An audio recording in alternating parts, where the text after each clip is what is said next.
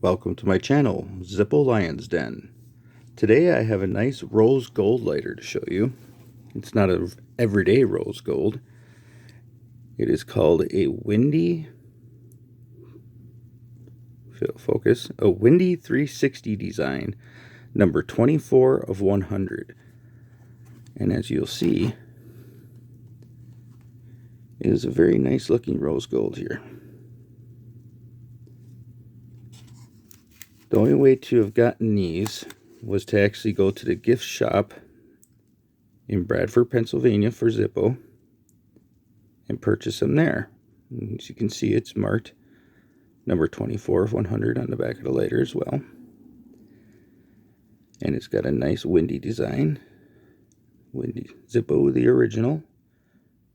I'm getting it all full of fingerprints now. And it's got nice little leaves floating around.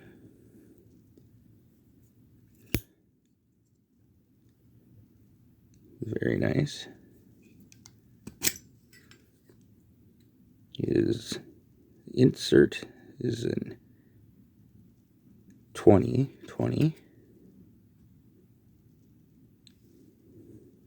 And so is the case. If it will focus for me here. Which it's not doing. Here we go, 2020.